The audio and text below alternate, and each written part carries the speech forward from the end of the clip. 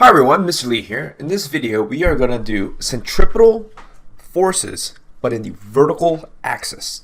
Alright, in the previous video, I just went over the basics of centripetal forces, how to create your net force formula, how to draw a free body diagram, but there are going to be scenarios where the vertical axis is what we're looking at very specifically. So to start us off, let's define what the vertical axis is. Let's say that I have, like if I'm swinging my arm, okay? If I'm swinging my arm like this, above my head, this is like a horizontal axis. But if I'm swinging my arm in front of me, like this, that's a vertical axis. So it's like, if I were to draw a quick sketch, right? So this is me. If there's a object swinging above my head like this, it doesn't have to be above my head, but like, in respect with how I just swung my arms. This is the horizontal axis. And if I am swinging something in front of me, like this is the vertical axis. All right, so what we're going to do is we're going to focus on the vertical axis today. Let's get started. So a classic problem that we can come up with is, let's say we have a yo-yo, right, or a ball. This ball is attached to a string, okay, and we're swinging this ball around in a vertical axis, like so. Okay, and I'm somewhere in the back. I'm going to draw it in gray. So I'm holding this yo-yo like out in front of me. That's a huge yo-yo. All right, so not drawn to scale, obviously. So what you should be able to do is you should be able to draw the free body diagram at 4 different points along the string. Okay, because I usually only focus on the 4 different parts of the swing, which is going to be the 12 o'clock, the 6 o'clock down here, and the 3 o'clock, which is right here, and the 9 o'clock, which is over here. Okay, so at those 4 different positions, when the ball is swinging around, or in this case it was a yo-yo, you should be able to come up with the free body diagram, the net force formula, and that's basically it. All right, so let's do the 12 o'clock one first. So if I were to draw a free body diagram for the 12 o'clock scenario, I would draw the following forces. I can do this in different colors so it kind of pops out. All right, I'm going to scroll this up. Okay, so the very first force that we should always draw is going to be the force of gravity, and that force of gravity is going down. The other one is, because we are attached to a string, we're going to have a tension force. A tension force also coming down. So those are my 2 forces. All right, so if I were to come up with, I'm going to call this the blue one, so this is going to be the 12 o'clock one, okay? A net force formula, F net is equal to mass times the acceleration in the centripetal direction. We take a look at the drawing that we just did, and we say, okay, according to this object right here in the center of the swing, what is my axis of rotation? And in this case, anything that is along this vertical axis of rotation will be towards the center. In my previous video, I went a little extra, and I highlighted everything, and I took the whole 9 yards, but I won't be doing that for this video. Make sure you watch that one before you watch this one. So if the vertical axis is my axis of rotation, I know that because from my object to the center, right, I'm making a vertical axis. So I'm doing that in a dotted line. That's my vertical axis. So any force along that vertical axis belongs in the centripetal force formula. And those 2 forces will be my force of gravity and my tension. Because both of them are pointing towards the center, they will both be positive values. Okay, and so we get a equation like this. Now from here, we can break it down even more, because we know the weight equation, or the force of gravity equation, can be mass times gravity plus tension is equal to mass times, this is the centripetal acceleration formula, which is the tangential velocity squared divided by the radius. All right. Now, for those of you that are mathematically savvy, you see that there's masses on either side, but we can't cancel that out. I wanted to point that out because a lot of students want to do that, and that's because this tension force right here, that doesn't have a mass variable. So right here, this is our final equation. We're done with that. Okay. And if this were a practice problem, we could put in the numbers there and figure that out. All right. So this is the top of the swing. Now I want to compare the top of the swing with the bottom of the swing, and let's do the bottom of the swing in, let's do it this in green. Okay, so at the bottom of the swing, once again, not drawn to scale. That person behind, that gray person is just showing you in respect with the person, how's it swinging. So in this case, the object, the very first force that we're going to draw is the force of gravity going down, and then we have the tension force going up. Okay, so this is going to be the 6 o'clock. This is going to be the bottom of the swing. If I were to come up with my net force formula, the first thing that I want to do is, after I draw the free body diagram, I want to define the axis of rotation. So in order to do that, I'm going to draw a little dot at the object, and I'm going to go towards the middle of the swing. Okay, so anything along this vertical axis, I did it in a dotted line there, will be part of the axis of rotation.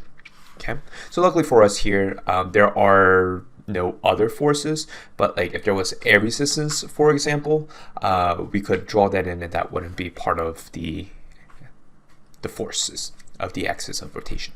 Okay, so what this tells us here is that we have tension, which will be positive, and it's positive because it's pointing towards the middle of the circle, and we have the force of gravity, which is pointing away from the circle. So because it's pointing away from the middle circle, that's going to be negative. All right, and so we get something like this. Now this is very important here because this looks a lot like the net force formula for the top of the swing, but it's very different because it's for the bottom of the swing. And the biggest difference is that at the bottom of the swing, the force of gravity, the weight of the object, is being subtracted from the tension. Okay, it's being subtracted from the tension. Now what this means to us, we can figure out by actually figuring out the rest of the equation. So if I have T minus F of G, we can say that this is T minus mg is equal to mvt squared divided by r. Okay, so at this point, we're done with the equation. But if we want to take it a step further, because for example, if they ask you at what point in the swing will there be the most amount of tension? Now this is a classic AP problem. They'll ask you, when is there the most amount of tension? Now you gotta think about it. Tension is how much the rope is pulling on the object. So we can think about this conceptually, right? We can take a look here and be like, well, at the top of the swing, the force of gravity is pulling down and the tension is pulling down. Okay, and so because both forces are pulling down on the object, the tension doesn't have to, like, there's nothing counteracting the rope, right? There's nothing pulling up in the opposite direction. All the forces are pointing in the same axis as the tension, so it's helping it out. Compared to the bottom, the tension is being counteracted by the weight of the object. So it's like the weight is pulling away from the tension. So it's going to add to that tension. And we can see this mathematically, all right? So if I were to take a look at this equation here, what am I going to do actually is I'm going to continue. It might be easier to write with fewer variables. I'm going to continue from this line here. F of g plus t equals mass times the centripetal acceleration. And if we want to see at which part there's more tension, I'm going to solve for tension through variables. So I'm going to subtract the force of gravity from both sides. All right, so if we take a look here, what this shows us is that the tension, whatever makes up the tension, the force of gravity is subtracting away from the mass and the acceleration. Okay, so it's going to be a small number because we're subtracting away from it. Compared to over here, once again, I'm going to use this the second line because it's easier to just maneuver those variables. We see that if I were to put the weight equation on the other side, we see that the tension, the weight is adding to the overall number. So this is what I mean. Let's say MAC, okay, mass times the centripetal acceleration. Let's say that value is, I don't know, let's say it's 10. Okay, so it's 10. And let's say the weight of the object is 5. So we get something like this. So that shows us that the tension at the top of the swing is 5 newtons. The rope is only pulling with 5 newtons of force. But let's go on the other side. Let's do it at the bottom of the swing. If you remember, we say that the mass times the centripetal acceleration, that is 10. And we said that the weight of the object was 5.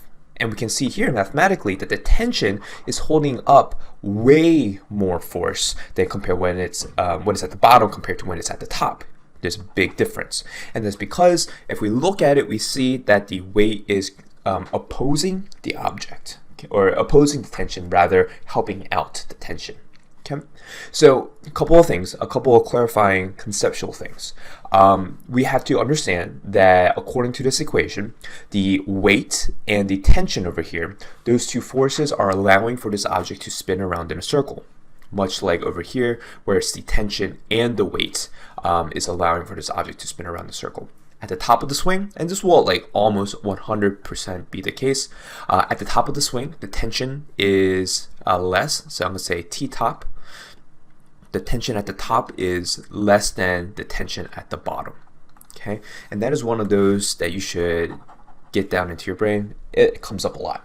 All right, next up, let's do the sides. So the cool thing about the sides is that at the 9 o'clock and at the 3 o'clock, I'm going to draw the free body diagram together at first, and you'll see why I'm saying like it doesn't matter which one you're looking at. So let's do the 9 o'clock version first. We have the force of gravity going down, and we have the tension. The rope is pulling on the object, so it's pulling to the right. And if we look at the 3 o'clock one, we have F of G, and then we have the tension pulling to the left. Now, in both scenarios here, 9 o'clock and the 3 o'clock one, the free body diagram is basically the same. The only difference is that the tension is pointing to the right for the 9 o'clock and the tension is pointing to the left for the 3 o'clock. But the important idea is both of those tensions are positive, and that's because they're pointing towards the middle of the circle. And so the net force formula will be the same. And that's a big important idea here. The only force that's actually affecting the swing of the object will be the tension. And we get that. That's it. You could, of course, take it a step further. And we can get an equation just like that. All right, so that was a object being swung around in a circle in the vertical axis. We did this with a object being attached to a rope, but we could apply a lot of different things to these scenarios.